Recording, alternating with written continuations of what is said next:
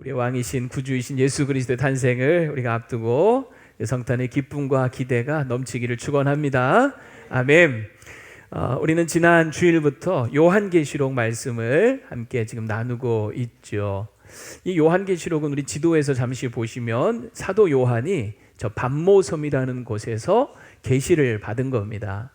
특별히 저기 지도에 보시면 빨간색 점이 7개가 있죠. 에베소, 서머나, 버가모, 두아디라, 사데, 빌라델비아, 라오디게아. 다 찾으셨습니까? 예, 저 7지역에 교회들이 세워져 있었는데 그 교회들을 향하여서 예수님께서 쓰신 편지, 즉 설교가 있는데요. 그것이 요한계시록 2장과 3장에 걸쳐서 기록이 되어 있습니다. 예수님께서 오늘 이 시대를 향한, 또 우리 교회들을 향한 변함없는 말씀이라고 생각이 됩니다. 오늘은 그 가운데 이제 에베소 교회를 우리가 한번 살펴보려고 하는데요. 이 에베소 교회에 말씀하신 예수님이 어떤 분이신가부터 우리가 좀 살펴보고 싶습니다. 예수님은 어떤 분이실까요? 오늘 1절 말씀에 보면 제일 처음 나오는 것은 하늘의 모든 권세를 가지신 분으로 나옵니다. 1절 우리 다시 한번 보시면 중간쯤 보면 오른손에 있는 7 별을 붙잡고 계시는 분이다, 이렇게 돼 있죠. 여러분, 이 오른손이라고 하는 것은 성경에 보면 이 오른손, 권능의 손을 얘기합니다. 그래서 하나님은 이 오른손으로 우리를 붙잡고 계시고 이 오른손으로 많은 능력을 행하시죠. 근데 그 오른손에 7 별을 쥐고 계시는, 붙잡고 계신다라는 것은 뭐냐면 하나님께서, 우리 주님께서 모든 세상의 권세를 다 쥐고 계신다 하는 그런 의미예요.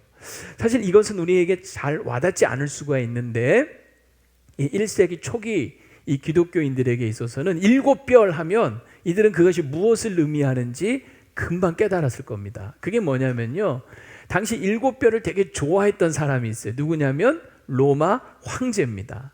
이 로마 황제가 절대적인 권력을 자랑하면서 마치 자신이 그 7별을 쥐고 있는 것처럼 생각을 하고 사람들에게 그렇게 가르치기도 했어요. 그래서 이 로마 황제가 자신을 기념하는 금화나 주화를 만들 때, 한번 여러분 사진을 한번 보세요. 이 요한계시록이 쓰여졌던 당시에 이 로마 황제는 도미티아누스 황제였는데, 그가 자기 아내 도미티아와 그리고 그의 죽은 아들을 기념하는 금화를 만들면서, 오른쪽 금화를 여러분 자세히 보시면 한 아이가 동그란 지구 위에 앉아서 주변에 보면 별이 있죠. 몇 개인가요? 예, 7개 별이 있는 거예요. 7개 별이. 그러니까 자신이 마치 모든 세상의 권세를 갖고 있다라는 것을 주장하듯이 저렇게 자신의 죽은 아들이 지구 위에 앉아서 권세를 잡고 있다라는 것으로 저렇게 표현을 하고 있는 거죠. 그러니 여러분, 죽은 아들이 그러니 살아있는 자기는 어떻다는 거예요? 뭐 세상 모든 권세를 마치 자기가 다 쥐고 있는 것처럼 여기는 거죠. 그래서 이 도미티아누스 황제는요, 자신을 신격화하기 시작합니다. 그래서 사람들에게 황제인 자신을 숭배하도록 만들었어요. 황제 숭배를 거부하면, 황제를 신으로 주로 고백하지 않으면 사람들을 핍박하고 죽이기까지 했어요. 대표적으로 누가 그런 핍박을 많이 받았을까요? 그리스도인들이. 우리 그리스도인들은 오직 하나님만이 참 신이고 예수 그리스도만이 주라고 고백을 했잖아요. 그러니 황제를 신으로 주로 고백할 수가 없었던 거죠. 그래서 많은 그리스도인들이 이 도미티아누스의 그 핍박과 박해 속에 순교를 당하고 고통을 당했던 거죠. 그런데 놀랍게도 오늘 요한이 본 그 계시 속에는 그 7별을 오른손에, 권능의 손에 붙잡고 계시는 분이 누구라고요? 로마 황제가 아니라 누구다? 예수 그리스도다라고 하는 거예요. 근데 여러분, 이것을 볼 때 이 초기 그리스도인들은 그 환상 속에 나타나신 주님이 오른손에 7 별을 쥐고 계신다는 것이 얼마나 큰 위로가 됐을까. 눈에 보이는 그 황제가 자신이 마치 세상 모든 권력을 쥐고 있는 것처럼 사람들을 핍박하고 있었지만, 그 황제도 결국은 한낱 인간에 불과한 거죠. 결국 죽어버리는, 그리고 한 줌의 흙으로 돌아가 버리는 그런 인간에 불과한 거 아니겠습니까? 그러나 정말 하늘과 땅의 모든 권세를 가지신 분은 예수 그리스도, 로마 제국의 그 십자가형에 비참하게 돌아가셨으나, 그러나 3일 만에 영광스럽게 부활하셔서 하늘에 오르셔서 지금은 하나님 보좌 우편에 앉아 계시고, 언젠가 다시 이 세상을 심판하러 오실 예수 그리스도가 그 오른손에 모든 권세를 지신 우리의 만왕의 왕, 만유의 주 되심을 믿습니다. 그래 여러분, 이 초기 그리스도인들은 그 환상을 들을 때 너무 위로가 되는 거죠. 그래, 우리가 지금 저 로마 제국의 황제의 핍박 속에 있지만, 그러나 이 모든 권세는 저 로마 황제가 아니라 예수 그리스도에 있다 하는 그 믿음 속에 용기를 얻는 거죠. 또 여러분, 예수님은 어떤 분이시냐면, 두 번째로 보면 교회 가운데 임재하셔서 교회를 다스리는 분으로 나와요. 오늘 1절 계속 읽어보면 7 금촛대를 거니시는 이라고 예수님을 소개하죠. 7 금촛대는 7 교회를 얘기하는데, 그 거룩하신 예수 그리스도께서 그 권능의 손에 7뼈를 주신 분이 그저 하늘 보좌에만 계신 게 아니라 지금 어디 계시냐면 이 땅 7 교회들 가운데 뭐 하고 계세요? 거닐고 계시는 거예요. 그냥 가만히 앉아 계시는 게 아니라 거니신다는 말은 뭐냐면 그 교회들을 살피고 돌보고 지키고 보호하시고 다스린다라는 그런 의미가 있는 거예요. 교회를 위하여 일하시고 교회를 위하여 역사하시는다는 것이죠. 그래 여러분, 이 초기 그리스도인들이 이런 예수님을 소개받을 때 얼마나 위로가 됐겠어요. 교회가 지금 핍박 가운데 있고 어떻게 보면 보잘것 없고 초라해 보일지 몰라도, 그 예수님께서 우리 교회 가운데 거니시면서 우리를 지켜보시고 돌보시고 우리를 보호하고 계시는구나 하는 그 마음에 얼마나 위로가 됐겠냐는 거예요. 여러분, 지금 위로가 되십니까? 우리 교회 가운데도 우리 주님께서 거니시며 우리를 돌보시고 지키시는 줄로 믿으시기 바랍니다. 예수님은 또 어떤 분이시냐면, 세 번째 보면 우리의 모든 것을 다 아시는 분이에요. 2절에 보면 이렇게 되어 있죠. 내가 네 행위와 수고와 내 인내를 알고 라고 돼. 알고. 3절에도 보면 또 네가 참고 내 이름을 위하여 견디고 게으르지 아니한 것을 뭐 한다? 아노라 라고 되어 있어요. 알고 아노라. 여러분, 이 7 교회를 쭉 보면요, 공통적으로 이 안다라는 말씀이 계속 반복적으로 나와요. 모든 교회마다 예수님께서 이 교회를 안다, 내가 너희를 안다, 이런 표현들이 나와요. 여러분, 이거는 무슨 말입니까? 예수님께서 그 교회 사회를 거니시면서 그 교회의 모든 상황과 사정과 형편과 처지를 속속들이 다 알고 계신다는 거죠. 이것도 여러분, 이 초기 그리스도인들에게는 얼마나 위로가 됐겠어요. 이 초기 그리스도인들이 그 핍박과 유혹 속에, 어려움 속에서 믿음을 지키며 주님을 사랑하는 그 모든 것들을 주님은 너무 잘 아시는 거죠. 힘들고 어려운 상황 가운데서도 예배하며 주님을 찾으며 구하는 그 성도들의 아름다운 모습을 주님은 다 알고 계시는 거죠. 오늘 저와 여러분의 아름다운 모습을 주님은 다 알고 계십니다. 그래서 이게 여러분 위로가 되는 거예요. 그래서 예수님은 그런 교회를 마음껏 정말 칭찬해 주십니다.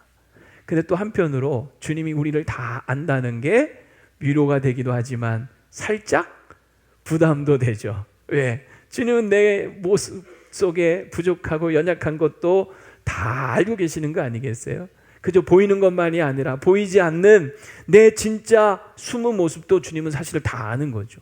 그래서 여러분, 또 보면 예수님께서는 그런 부분에 대해서는 또 책망도 아끼지 않고 하십니다. 그래서 이 7 교회를 보면요, 세 부류로 딱 나눌 수가 있는데, 자, 어떻게 나눠지냐면 예수님께 칭찬만 받은 교회가 있어요. 그리고 책망만 받은 교회가 있어요. 그리고 칭찬과 책망을 다 받은 교회가 있어요. 자, 한번 여러분 맞춰보세요. 칭찬만 받은 교회 어떤 교회일까요? 2 교회입니다. 어떤 교회일까요? 서모나 교회와 빌라델비아 교회. 예. 책망만 받은 교회가 있어요. 별로 좀 관심이 없어서 그냥 제가 할게요. 어떤 교회냐면 사대와 라오디게아 교회는 책망만 받습니다. 그리고 나머지 3개는 칭찬과 책망을 동시에 다 받는데, 에베소, 버가모, 두아디라, 이 3 교회는 칭찬과 책망도 다 받는 거죠. 지금 우리가 살펴보고 있는 교회는 무슨 교회라 그랬어요? 오늘은 에베소 교회죠. 그러니까 에베소 교회는 칭찬도 받았지만 책망도 받은 거예요. 근데 여러분, 우리가 아셔야 될 게 뭐냐면요, 이 칭찬도 주님의 사랑이지만 책망도 주님의 사랑이에요. 사랑하니까 책망하는 거예요. 사랑하지 않으면 책망하지 않아요. 주님이 교회들을 다 아시고 살펴보시고 잘한 건 칭찬하시고 잘못하는 건 책망하시는 것은 다 교회에 대한 사랑, 관심 때문에 칭찬도 책망도 하시는 거예요. 그러니까 이 책망의 말씀도요, 주님이 나를 너무 사랑하셔서 나를 왜 이렇게 책망하시는구나 하면서 감사함으로 받으셔야 되는 거죠. 자, 준비되셨습니까? 자, 그러면 한번 살펴보도록 할게요. 이 에베소 교회 칭찬은 무엇 때문에 받았느냐? 칭찬받은 그 모습은 한마디로 쫙 정리를 해보면은 신앙훈련을 잘 받은 아주 모범적인 교회, 이게 에베소 교회였습니다. 다 같이 시작. 신앙훈련을 잘 받은 아주 모범적인 교회. 근데 사실 여러분, 이 에베소 교회가 처한 그 지역적인 상황을 보면, 그 시대적인 상황을 보면 정말 예수 믿기 너무너무 힘들고 어려운 환경과 상황에 있었어요. 이 에베소라고 하는 이 지역은요, 지금은 이제 가보면 항구가 아니에요. 근데 옛날 고대 그 에베소 당시에는 거기에 바다가 들어와 있고 바다에 인접해 있었고 거기는 항구가 발달돼 있었어요. 항구가 발달돼 있다 보니까 상업과 무역이 활발하게 이루어졌고 그 다음에 돈이 많이 모이는 거죠. 부유한 도시였습니다. 사람도 엄청 많이 모였어요.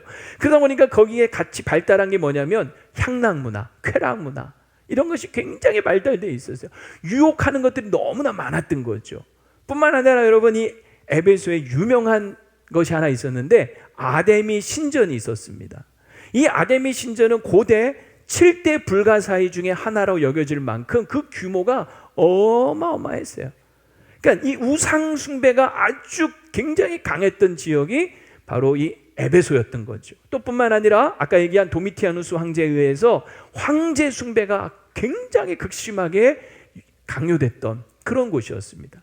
그러니 여러분, 믿음을 지키고 거룩하고 순결하게 살아간다는 이것이 결코 쉽지 않았던 것이죠. 더군다나 교회 안에 이 거짓 교사들, 거짓 사도들이 침투해가지고 이단 사상을 막 전하는 거예요. 그러니까 그들과도 또 싸워야만 하는 그런 어려운 환경이었던 거죠. 그런데 예수님께서 이 에베소 교회를 보면서 엄지손가락을 쫙 들면서 최고다 너희들, 막 칭찬을 하시는 거예요. 아주 훌륭하다. 어떤 면에서 그랬냐? 여러분 2절 3절에 보면요, 정말 엄지손가락 탁 들만 할 겁니다. 첫 번째 보면요, 그들은 행위와 수고와 인내가 있었어요. 이 행위라고 하는 것은 믿음의 역사를 얘기하는 겁니다. 믿음으로 행하는 일들을 얘기하는 거예요. 믿음으로 행하는 일들이 있었고, 수고는 사랑의 수고, 인내는 소망의 인내. 마치 데살로니가 교회처럼 이 교회는 믿음, 소망, 사랑, 믿음의 역사, 사랑의 수고, 소망의 인내가 있는 아주 좋은 교회였어요. 뿐만 아니라 악한 자들을 용납하지 않습니다. 악을 허용하지 않는 거예요. 더럽히지 않는 거죠. 또한 자칭 사도라 하는 자들을 그냥 무조건 용납한 게 아니라 그들의 거짓을 시험하여서 그들의 거짓을 다 드러내는 거예요. 이단이 들어오면요, 다 분별해내는 거예요. 그러니까 이단이 막 발붙일 수가 없는 거죠. 뿐만 아니라 주님의 이름을 위하여 참고 견디면서 게으르지 않았어요. 열심을 다냈다라고 하는 거죠. 그래 여러분, 이 교회 어떻습니까? 손가락? 엄지척 할 만하죠? 에베소 교회 예수님 보실 때, 야, 너희들 잘한다, 엄지손가락 정말 딱 드실만 한 거죠. 정말 주님을 향한 그 열정이 대단한 교회였고, 신학적으로 교리적으로 정말 아주 탄탄한 그런 아주 역사와 전통을 자랑하는 교회였어요. 이단은요 발붙일 수가 없어요. 6절에 보면 니골라당이라고 하는 이단이 있었는데, 이 니골라당은 아무래도 이제 사람들이 이제 이 니골라당이 어떤 모습이냐라고 할 때 대부분 이렇게 얘기를 해요. 그 우상 숭배를 조장을 하면서, 그리고 성적 부도덕함을 그냥 허용해도 된다는 식으로 사람들을 미혹하는 그 이단이 바로 이 니골라당이라고 보통 보거든요. 그런데 여러분, 이거 주님이 정말 미워하시는 거잖아요. 우상 숭배, 막 성적 타락, 이거 얼마나 미워해요? 그런데 에베소 교회가 이 니골라당의 행위를 뭐 했다? 미워했어요. 싫어했다, 혐오했다라고 하는 거죠. 뭐 예를 들면 우리나라 요즘 뭐 동성애 이런 거 우리가 어떻게 생각해야 됩니까? 미워해야 되잖아요. 그죠? 그런 거 허용하면 안 되는 거죠. 마치 그와 같이 이 에베소 교회가 이렇게 자신들의 신앙의 순결함을 잘 지키고 있었습니다. 정말 한마디로 아주 모범적인 그런 교회였어요. 여러분, 이런 교회가 어떻게 될 수가 있었을까요? 그냥 어느 날 시간이 지나서 저절로 될 리는 없겠죠. 이 에베소 교회를 보면요, 그렇게 된 이유가 있습니다. 여러분 잘 들어보세요. 이 에베소 교회를 세운 사람은 누구냐면 사도 바울이에요. 사도 바울이 3차 전도 여행 중에 이 에베소를 집중적으로 목회를 합니다. 무려 3년 동안, 3년. 바울이요 이렇게 오랫동안 머문 곳은 에베소밖에 없어요. 3년 동안 이곳에서 전도하고 목회하는데 이 3년 중에 특별히 2년은 두란노 서원에서 제자들을 따로 불러 모아서 제자 훈련을 막 시킨 거예요. 신앙 훈련을 제대로 받은 거죠. 그리고 나중에 보면 바울이 순교하고 디모데가 이 에베소 교회를 목회를 해요. 그리고 나중에 또 사도 요한이, 이 요한계시록을 쓰고 있는 사도 요한이 이 에베소 교회를 목회합니다. 여러분 정말 여러분 보세요. 사도 바울, 또 누구? 디모데, 또 누구? 사도 요한. 대단한 걸출한 여러분 정말 영적 지도자들 아닙니까? 그들에 의해서 제대로 신앙훈련을 받은 거예요. 그래서 여러분 이 에베소 교회에 유명한 평신도 지도자들이 있죠. 부부입니다. 누굴까요? 브리스길라와 아굴라 부부가 이 에베소 교회 출신들이에요. 그러니까 여러분 이 교회가 그냥 우연히 저절로 된 게 아니라 이렇게 신앙훈련을 잘 받은 거예요. 저는 우리 교회가 지난 우리 원로 목사님 또 돌아가신 우리 선대 목사님까지 해서 여러분들이 참 신앙의 훈련을 잘 받아서 우리 교회가 이렇게 아름답게 세워진 줄로 저는 믿습니다. 그러죠? 아닌가요? 저는 그렇게 생각돼요. 참 신앙 훈련을 잘 받은 거죠. 여러분 그냥 되지 않아요. 우리 개인도 마찬가지예요. 내 신앙이 바로 서기 위해서는요 정말 신앙 훈련 잘 받으셔야 돼요. 우리 교회 안에 뭐 많은 신앙의 영적 훈련 프로그램들이 있잖아요. 오늘 또 우리 새가족 우리 리셉션 하는데 우리 새가족 등록하시고 교회 안에 이제 새가족 사주 수료하시고 그걸로 끝이 되면 안 돼요. 계속해서 교회 안에 돌아가는 이 훈련 프로그램에 참여하시면서 계속해서 성장해 가시기를 바랍니다. 그럴 때 우리가 정말 칭찬할 만한, 주님이 보실 때 야 최고다 하고 칭찬하시는 교회가 되는 거죠. 자, 이 에베소 교회 이렇게 주님이 칭찬만 하셨으면 참 좋았을 텐데 아쉽게도 책망도 받았다 그랬잖아요. 자, 책망은 어떤 모습에서 받았느냐? 그 이유는 처음 사랑을 잃어버린 거죠. 오늘 4절 말씀이에요. 같이 읽어볼까요? 시작. 그러나 너를 책망할 것이 있으니 너의 처음 사랑을 버렸느니라. 와, 이거는요 심각한 문제인 거예요. 교회가 뭐 완벽할 수는 없잖아요. 이것저것 부족할 수 있죠. 그러나 다른 것은 부족할지 몰라도 사랑은 부족하면 안 되는 거죠. 왜냐하면 사랑은 교회의 본질이에요. 하나님이 사랑이시잖아요. 하나님을 믿는, 하나님을 섬기는 교회의 본질은 결국 사랑이어야 되는데 교회가요 뭐 건물이 작을 수도 있고 뭐 상가 건물일 수도 있고 또 뭐 재정이 그렇게 많지 않을 수도 있고 또 성도가 많지 않을 수도 있어요. 하지만 중요한 건 뭐냐? 다른 건 다 그렇게 부족할지 몰라도 교회는 뭐가 부족하면 안 된다? 사랑이 부족하면 안 되는 거예요. 교회는 사랑이 넘쳐야 돼요. 그게 교회인 것이죠. 사랑이 없다? 사랑을 잃어버렸다? 이것은 교회로서는 아주 치명적인 거였어요. 그래서 예수님도 5절에 보면 이렇게까지 얘기하시죠. 그러므로 어디서 떨어지는지를 생각하고 회개하여 처음 행위를 가지라. 만일 그리하지 아니하고 회개하지 아니하면, 그 다음 다 같이 읽어봅시다. 시작. 내가 내게 가서 내 촛대를 그 자리에서 옮기리라. 이 촛대를 옮긴다는 말은요 주님이 제거해 버리신다라는 뜻이에요. 교회를 없애버리시겠다는. 여러분 이게 웬 말입니까? 그만큼 이 사랑이 없다는 이것이 심각한 문제라는 거죠. 교회의 본질을 잃어버리니까 교회 존립 자체가 흔들려 버리는 거죠. 그러니까 사랑이 없는 교회? 이거는 교회라고 부를 수도 없는 건 거죠.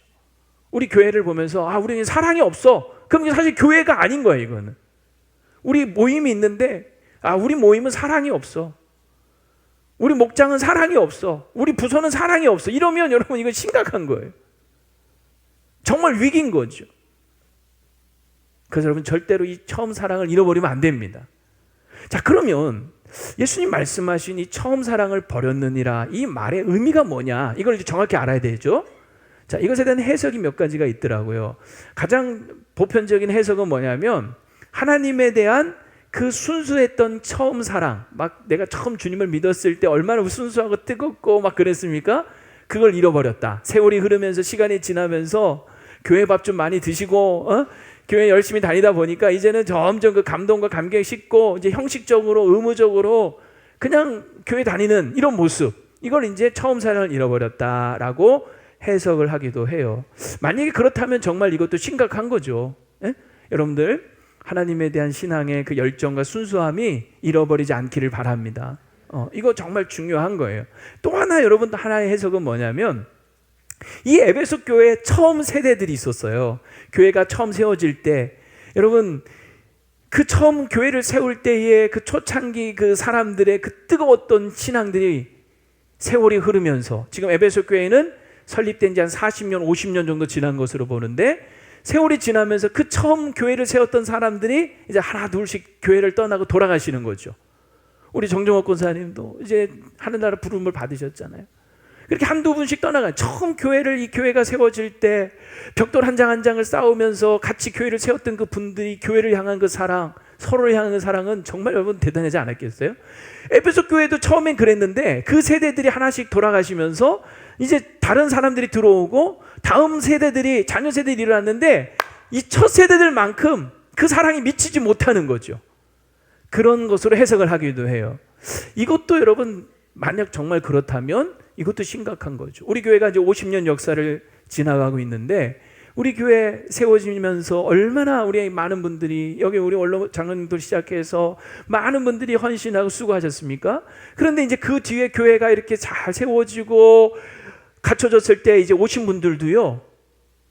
처음 그 교회가 세워질 때의 그 뜨거웠던 신앙의 열정들을 그대로 같이 가져갈 수 있기를 바랍니다.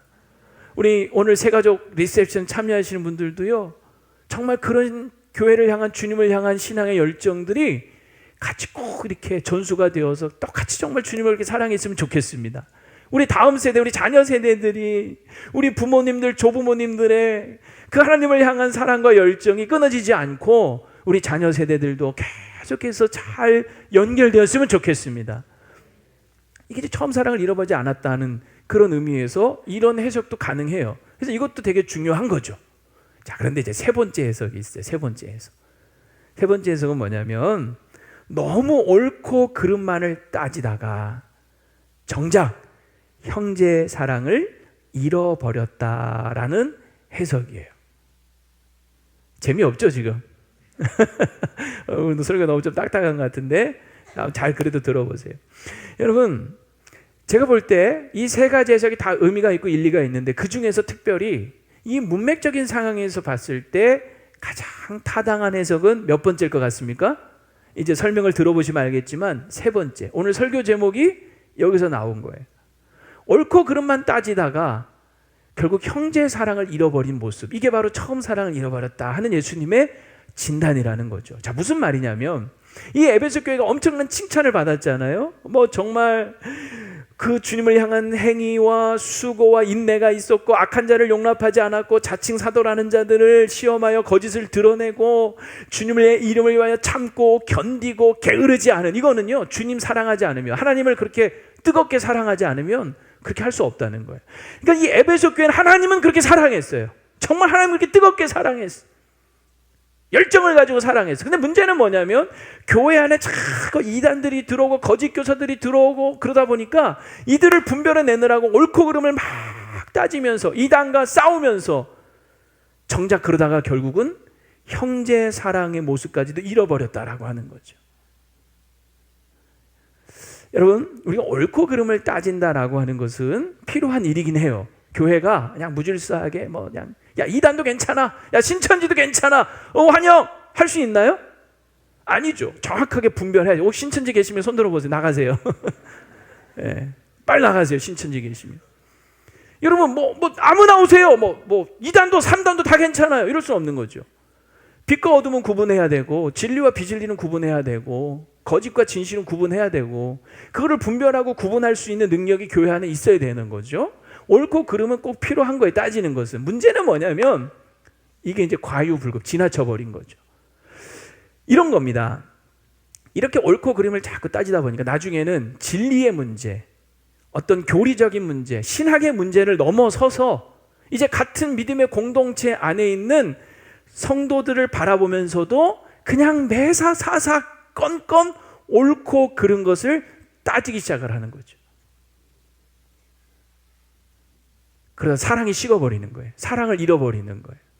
여러분 조심스러운 얘기입니다만은 참 우리 교회도 보면 반듯하게 정말 모범적으로 누가 봐도 참 훌륭하게 신앙생활 잘 하시는 분이 있어요. 뭐 정말 예배생활 뭐 철저하고 헌금생활 철저하고 뭐 주님을 향한 뜨거운 열정, 정말 FM 모범. 그런 분들 우리 교회 많아요. 그죠? 다 그런 건 아니지만 조심스럽게 말씀드립니다만은 그런 분들이 조심해야 될 거, 유의해야 될 게 뭐냐면, 내가 워낙 반듯하게 정확하게 하나님 앞에서 신앙생활을 하다 보니까요, 너무 자신이 전부 다 옳은 거야. 내가 제일 정확한 거야. 그러다 보니까 나랑 조금만 다르면 다 틀린 거야. 내 생각과 조금만 다르면 이게 진리 비진리의 문제가 아니라 나랑 조금 생각이 다른 건데 그걸 용납을 못하는 거죠. 그러면서 그냥 비판하고 정죄하고 판단하고 지적하고, 조금만 나랑 달라도 경계하고 밀어내고 사납게 대하고. 이게 여러분 처음 사랑을 잃어버린 모습이라는 거죠. 내가 워낙 정확해, 반듯해, 신앙생활은 이렇게 해야지 왜 그런 식으로 하는 거야 하면서 정죄하고 비난하는 거죠. 제가 이번 이 계시록 말씀을 준비하면서 이제 어떤 목사님 책을 하나 읽었는데 이런 글이 있더라고요. 어느 순간 내 말이 거칠어지고 사람들에게 불평과 원망이 많아지고 얼굴에서 웃음이 사라지고 있다면 처음 사랑을 잃은 것이다.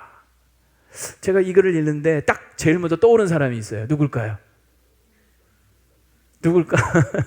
저 자신이었어요. 이거 나네. 그래, 내 말이 왜 이렇게 요즘 거칠어지고 이게 불평이 많아지고 얼굴에서 웃음이 사라졌지? 제가 우리 교회 지금 온 지 3년 정도 됐거든요. 3년 전에 제 모습을 한번 생각해 봤어요. 그때는 참 잘 웃었어요. 참 잘 웃고 화도 거의 안 내고 따뜻하고 친절하고 부드럽고 그랬죠? 아닌가요? 제가 볼 때 그랬어. 그랬는데 그런데 요즘은 어떻습니까? 요즘 어떻게 보이세요? 네? 좋아요? 저를 잘 몰라서 그러세요. 우리 저 부목사님한테 물어보면 알아요. 요즘은 제가 보면 잘 웃지도 않고 그냥 매사에 그냥 못마땅한 게 너무 많아진 거예요. 이 교회 돌아다니다 보면요, 막 지적할 것밖에 안 보여. 하나에서 막 10가지 다 그냥 눈에 들어오는 게 다 못마땅한 거야. 그러니까 자꾸 웃지도 않고 웃음이 사라지고. 이게 왜 그러지? 예수님의 진단에 의하면 처음 사랑을 잃어버린 거구나. 내가 처음 사랑을 잃어버렸네. 내가 처음 우리 교회 왔을 때 교회를 사랑하고 성도를 사랑하고 정말 그 사랑을 내가 이렇게 많이 지금 잃어버렸구나. 왜 이렇게 됐지? 왜 이렇게 됐지? 가만히 생각해 보니까 정말 매사에 옳고 그름만 따지다가 이렇게 된 것 같아요. 제가 참 좋아하는 게 뭔지 아세요? 원리 원칙, 규정, 질서, 어떤 방침, 제자리 모든 게 제자리에 있어야 돼. 조금만 삐뚤어지면 안 돼. 뭐 이런 것도 그냥 삐뚤어졌으면 안 돼. 이게 제자리 넣어야 되고. 그걸 보지를 못해요. 꼴을 못 봐. 청결, 막 지저분하고 막 이런 거 그 꼴을 못 봐. 물론 이런 것들이 나쁜 건 아니죠. 그죠? 그런데 이런 걸 너무 지나치게 따지고 요구하면서 그냥 매사에 이건 왜 이러냐, 저건 왜 저러냐, 왜 정해진 대로 안 하냐, 왜 이렇게 중구난방이냐, 똑바로 안 하냐, 제대로 못하냐. 입만 열면 요즘 그냥 막 잔소리 대마왕이 돼버렸어. 조금만 내 마음에 안 들면 그냥 자꾸 잔소리 해대는 거죠. 물론 그래요. 분명히 옳고 그름을 따지는 거 아까 필요하다 그랬고 무조건 나쁜 거 아니에요. 꼭 필요한 거예요. 그런데 제 마음이 지금 어떤 상태냐면 자꾸 너무 이렇게 옳고 그름만 따지다가 그것이 내 안에 원망과 불평으로 나오면서 자꾸 지적을 하다 보니까 이 마음에 사랑이 없어져 버려요. 여러분, 우리가 누군가를 지적하고 책망을 하더라도요, 사랑해서 하는 걸 수 있어요. 예수님도 7교회를 향하여 책망하셨잖아요. 근데 그 책망할 때 예수님은 사랑해서 하신 거라 그랬잖아요. 사랑하기 때문에 책망하는 거거든요. 그런데 지금 제 마음은 그게 아닌 거지. 그냥 화풀이 하는 거야. 내 속이 그냥 답답하니까. 예수님은 허물을 덮어주시고 용서하시는데 저는 그게 안 돼. 막 허물을 들춰내고 내 속이 풀릴 때까지, 속이 시원할 때까지 찌르고 때리고 공격하고. 굉장히 형편없는 목사. 제가 막 제 입으로 얘기하면서도 이게 왜 그러냐.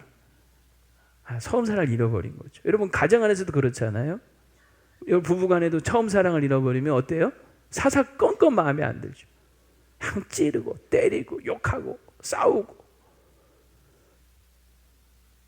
정말 이 사랑의 마음을 가지고 하면 상처가 안 되는데 그 사랑의 마음은 다 잃어버리고 그냥 왜 쏟아나요? 사랑해서 이게 잘 되라고 이렇게 말하는 게 아니라 그냥 내 속이 막 열불이 나니까 쏟아놓지 않으면 막 속이 터질 것 같고 쏟아놔야 속이 뭐하고 후련하고 시원하니까 그걸 참지 못하고 막 쏟아놓는 거죠. 그러니 그런 말에는 상처가 되는 거죠. 상처만 남는 거죠. 이게 옳고 그름만 따지다가 이게 따지는 게 중요하지 않다는 건 아니에요. 옳고 그름만 따지다가 정작 더 중요한 처음 사랑을 뭐 해버린다? 잃어버린 모습이라는 거죠. 죄송합니다.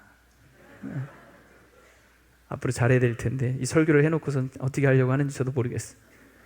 저는 분명히 또 계속 원리 원칙 따지고 또 삐뚤어진 거 있으면 막 그냥 똑바로 저는 그렇게 할 것 같아요. 그런데 중요한 건 이제 그 다음부터 잘 들어보세요. 그러면 뭐 교회 가면 어떻게 되든 말든 뭐 가정이 어떻게 되든 말든 뭐 그냥 뭐 좋은 게 좋은 대로 살아라 뭐 그게 아니에요. 중요한 거는 이 사랑을 잃어버리지 말라네. 옳고 그름을 따지더라도 뭘 잃어버리지 마라? 사랑을 잃어버리지 않는 게 중요해요. 사랑의 마음으로 하는 게 중요해요. 그럼 해결책이 있느냐? 있다는 거죠. 예수님은 5절에 그 해결책을 말씀하셨어요. 같이 한번 읽어봅시다. 시작. 그러므로 어디서 떨어지는지를 생각하고 회개하여 처음 행위를 하자. 여기 세 가지 솔루션, 해결책이. 첫 번째는 어디서 떨어졌는지를 생각해라. 분명히 원인이 있고 이유가 있다는 거예요. 왜 이렇게 됐는지. 저도 가만히 한번 생각을 해봤어요. 내가 왜 이렇게 됐을까? 그 이유가 있더라고요. 다른 많은 이유들이 있겠지만 제가 생각한 이유는 뭐냐면 제가 하나님의 사랑에 대해서 감동하고 감격하는 것을 잃어버린 거예요. 저는 분명히 하나님을 사랑합니다. 그리고 하나님이 저를 사랑하신다는 것도 저는 너무나 잘 알아요. 뭘로 알아요? 머리로 알아요. 제가 하나님을 사랑하는 거 의지로 사랑할 수 있어요.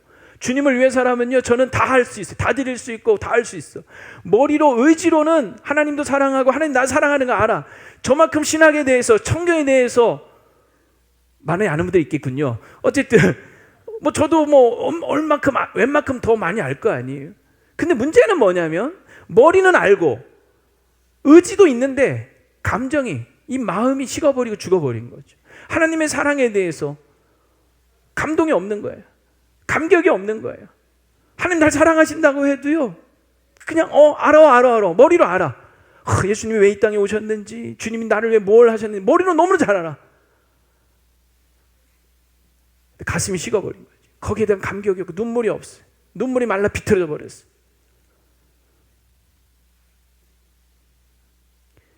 정말 모범적으로 신앙생활 하시는 분들 중에 그런 분들이 가끔 있는 것 같아요. 정말 빈틈이 없어요. 너무 반듯해. 정말 모범적이야. 야, 저분처럼 신앙생활하면 참 좋겠다. 근데 혹시 그런 분들 중에 눈물이 말라 있습니까? 지성으로, 의지로는 주님을 너무 사랑하고 어떻게 해야 되는지 다 아는데 감정이 말라 있습니까? 이거 여러분 회복해야 될 것 같아요. 주님의 그 사랑에 내가 감동하고 감격해서 흘리는 눈물이 있어야 우리 성도들을 바라볼 때 누군가를 바라볼 때 못마땅하고 부족함이 있어도요 그 따뜻한 마음으로 품고 용납하고 말 한마디를 하더라도 찌르고 죽이는 말이 아니라 살리는 말을 할 수 있지 않겠느냐 하는 거예요. 제가 어느 교회에 처음 부임을 했을 때 어떤 한 집사님이 눈에 띄더라고요. 예배 때마다 그렇게 눈물을 흘려요. 뭐 설교를 하면 뭐 새벽에도 심지어 뭐 주일 뭐 금요 이렇게 눈물을 흘려요. 그래서 저는 이제 처음 부임해서 잘 모를 때는 저분이 뭐 집안에 무슨 큰 어려움이 있나 보다. 얼마나 힘들면 저렇게 그냥 예배 때마다 눈물 콧물 쏟을까? 또 혹시 저분 교회 다닌 지 얼마 안 돼서 이제 막 한창 은혜 받고 뜨거워서 그냥 찬양만 하면 눈물을 흘리나 이런 생각을 했어요. 근데 아니더라고요. 나중에 신방을 해보고 좀 이렇게 알게 되니까 그게 아니라 신앙생활 한 20년도 넘었고 집안은 너무나 평안하고 자식 잘 되고 남편 잘 되고 아무 문제가 없는 거예요. 그래서 제가 물어봤어요. 집사님 근데 왜 이렇게 우세요? 그랬더니 하나님 너무 좋아서 온대. 하나님 너무 좋아서 온대요. 하나님 없이 살다가 죽었어야 될 자신을 하나님 만나주시고 살려주신 그 사랑과 은혜가 너무 감사해서 막 찬양만 하면 눈물이 나고, 그 찬양 가사 한 절 한 절이 다 내 고백이고 나를 향한 그런 고백이고, 설교를 들으면 다 나에게 주시는 말씀이고, 그래서 그냥 막 눈물이 난다는 거예요.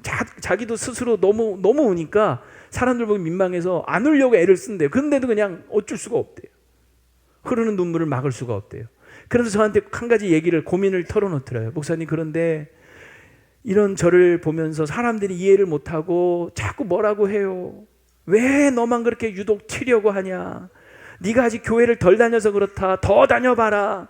나도 예전에 다 그랬다. 이제 그만 좀 작작해라. 적당히 좀 해라. 이러면서 막 비난하는 말들을 한다는 거예요. 그러면서 목사님 제가 잘못된 건가요? 그러더라고요. 여러분 한번 여쭤볼게요. 누가 정상이고 누가 비정상입니까? 늘 주님의 은혜에 감격해서 눈물을 흘리는 게 정상입니까? 그걸 보면서 이해 못하는 게 비정상입니까? 둘 다죠. 여러분, 그러면 여러분은 정상입니까? 지금 비정상입니까? 저는 제 자신을 생각해 보니까 저가 비정상이더라고요. 아, 내가 비정상이구나. 제가 그래서 그 집사님 정상이고요. 아무 문제 없고 참 부럽습니다. 그리고 너무 부끄럽습니다. 하나님을 의지적으로, 지성으로, 머리로는 너무나 잘 알고 사랑하는데 감정이 메말라 있고 식어져 있다면 여러분 이 마음을 회복시켜 달라고 하나님 앞에 기도하시기를 바랍니다.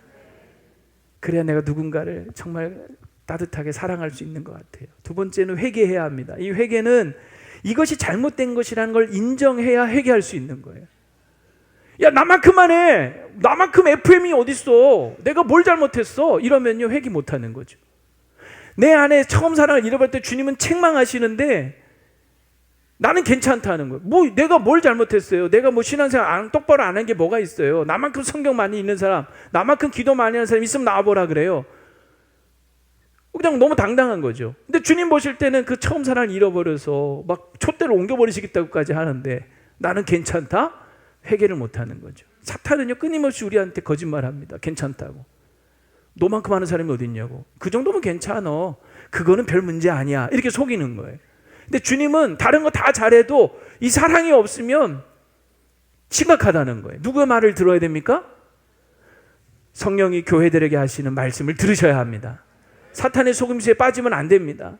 내 지금 가슴이 식어 있고 내 처음 사랑을 잃어버린 것은 이거는요 심각한 거예요. 내 안에 막 적색 경보가 울려야 되는 거예요. 오늘 이 말씀을 들으면서도 내 안에 만약에 이런 처음 사랑을 잃어버리고 지금 내 마음이 너무 식어져 있다면요 여러분 정말 회개해야 되는 거예요. 오늘 회개하지 않으면 촛대로 옮겨버린다고 하셨잖아요. 그리고 세 번째는 처음 행위를 가져야 합니다. 이거 쉽지 않아요. 저도 준비를 하면 말씀 주면 가만히 생각해 보니까 그래 처음 행위 내가 3년 전 이렇게 처음 왔을 때 내가 어떻게 했지? 그 다시 돌아가려고 하니까 하기 싫은 거예요. 힘들 것 같은 거죠. 이 정도면 됐지 뭐. 자꾸 스스로 합리하고 싶고 다시 막 그렇게 하려고 하니까 너무 막 어려울 거 힘든 것 같은 거예요. 그래서 이 하기 싫어하는 이 나 자신과 싸워야 되겠구나. 처음 행위를 다시 가지려면요 나 자신과 싸워야 되겠더라고요. 사탄은 계속 옆에서 부추깁니다. 포기해. 넌 해봐도 안 돼. 그냥 그렇게 살다 죽어. 여러분 사탄에 속지 마십시오. 사탄과 싸워 이기셔야 합니다. 그렇게 이기는 자, 나 자신과 싸우고 사탄과 이기는 자에게 오늘 주님이 하신 약속 7절에 보면 이기는 그에게는 내가 하나님의 낙원에 있는 생명나무의 열매를 주어 먹게 하리라. 이 생명나무 에덴 동산에 있었는데 선악과 따먹는 바람에 아예 접근조차 못하게 막힌 거 아닙니까? 그런데 이 생명나무가 지금 어디에 있다는 거예요? 하나님의 낙원에 있는 거예요. 하나님의 낙원이 어디냐? 하나님이 예비하신 새하늘과 새 땅, 곧 하나님 나라인 거죠. 이기는 그에게는 하나님 낙원에 있는, 즉 하나님 나라 천국에 들어가게 하시고 그 생명나무의 열매를 주어서 먹게 한다는 거예요. 저는 그 맛을 보고 싶습니다. 여러분 궁금하지 않으세요? 그 생명나무 열매 꼭 맛볼 수 있는 저와 여러분이 되기를 주의 말씀으로 축원합니다. 이제 말씀을 정리합니다. 여러분 우리 몸이 건강한지 안 건강한지 제일 먼저 쉽게 체크하는 게 뭐냐면 체온이죠. 온도를 재는 거예요.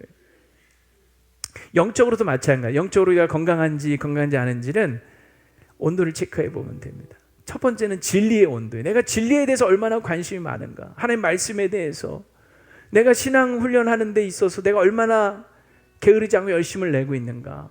진리가 우리를 자유롭게 한다고 했는데 내가 그 진리에 얼마나 관심을 갖고 사랑하고 그 진리를 지키기 위해서 또 애를 쓰는가. 이 진리의 온도가 뜨거워야 돼. 진리에 대한. 또 하나는 사랑의 온도예요. 이 진리의 온도만 뜨거우면 안 돼요. 사랑의 온도도 뜨거워야 되는 거죠. 내 안에 정말 주님의 뜨거운 사랑이 임하여서 우리 형제 자매들을 믿음의 공동체 안에 함께 지체된 우리 형제 자매들을 뜨겁게 사랑할 수 있기를 바랍니다. 이 온도가 같이 이렇게 뜨거워질 수 있기를 축복합니다.